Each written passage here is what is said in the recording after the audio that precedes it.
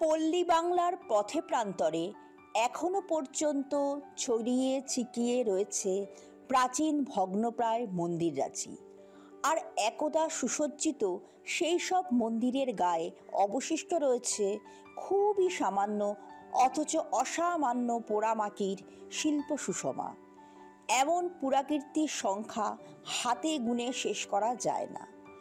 ইতিহাস বিজড়িত প্রাচীন মন্দির স্থাপত্যের অনুসন্ধান আর তা টেরাকোটার অলঙ্করণের মূর্তিফলকগুলোকে উপলব্ধি করতেই আজ আমরা চলে এসেছি আমাদপুর গ্রামে।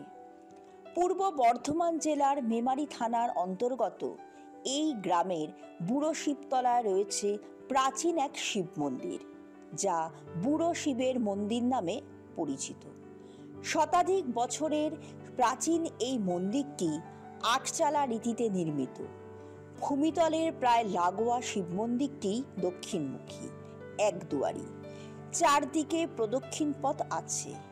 সামনের দেওয়ালে অতীতে পোড়ামাটির অলঙ্করণ থাকলেও বর্তমানে তার আর কিছুই অবশিষ্ট নেই।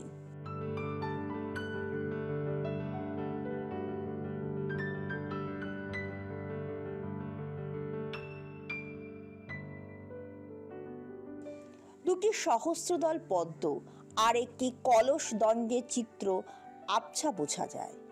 উদ্ভিদধর্মী নকশা আর সামান্য কিছু ফুলকারি রয়েছে এখনো। টেরাকোটার সন্ধানে আজ 8ই সেপ্টেম্বর 2024 এখন আমরা এসে পৌঁছেছি বর্ধমানের মেমারি থানার অন্তর্গত আমাদপুর গ্রামে একটি প্রাচীন বারোয়ারি মন্দিরের সামনে। আমরা এই মন্দিরের প্রতিষ্ঠাতা সম্বন্ধে জানতে পারিনি, কিন্তু আমরা সঙ্গে পেয়েছি এই অঞ্চলের এক প্রবীণ বাসিন্দা যারা এই মন্দিরে দেখাশোনা করেন, শ্রী নিতাই চরণ নন্দী মহাশয়। আমরা নিতাই পদ নন্দী মহাশয়, আমরা তার কাছ থেকে মন্দিরের ইতিহাস সম্বন্ধে একটু জানতে চাইবো। যদি বলেন এই মন্দিরে কীভাবে প্রতিষ্ঠা হলো এবং বর্তমানে কীভাবে দেখাশোনা হয়। এই মন্দিরটা স্থাপন করেছেন বর্ধমান আর মহারাজা, ওনার নামটা ঠিক মনে পড়ছে না। তা উনি যতগুলো মন্দির স্থাপন করেছেন সেই মন্দিরের রক্ষণাবেক্ষণের জন্য এবং যাতে পূজা থাকে তার জন্য জমি দেবত্ব সম্পত্তি দান করেছেন এবং সেই সম্পত্তি থেকে এই গাজন হয়, সন্ন্যাসী যাতে লালন পালন হয় তার জন্য সমস্ত করা আছে। জমি জায়গা দেওয়া থাকে, ব্রাহ্মণকে জমি দেওয়া আছে এবং যে পুজোর জোগাড় করে তাদেরও জমি জায়গা দেওয়া আছে এবং তারা তাদের সময় মতো আর কি তাদের দায়িত্বটা নির্বাহ করেন। নির্বাহ করেন। এছাড়া আর কি আপনারা আর কি এখানে এই অঞ্চলের বাসিন্দারা মন্দিরটা তাদের পরিচালনা করে। এই মন্দিরটা এই যে সংস্কার হয়েছিল, এটা কতদিন আগে হয়েছিল? এই তো কিছুদিন আগে মাস 3-4 আগে সবে রং করা হয়েছে। আচ্ছা, পুজো টুজো এরা যাদের যাদের দায়িত্বে দেওয়া আছে তারা নিজেরা থেকে এসেই করে যান? নিজে থেকে এসে করে যান। পুরোহিত আছেন, উনি করেন, বাসুদেব ব্যানার্জি। আচ্ছা, মানে বর্ধমানের রাজা যে কতগুলো আর কি মন্দির প্রজাদের জন্য করেছিলেন, এটা তাদের মধ্যে একটা হিসেবে ধরে নিতে হবে।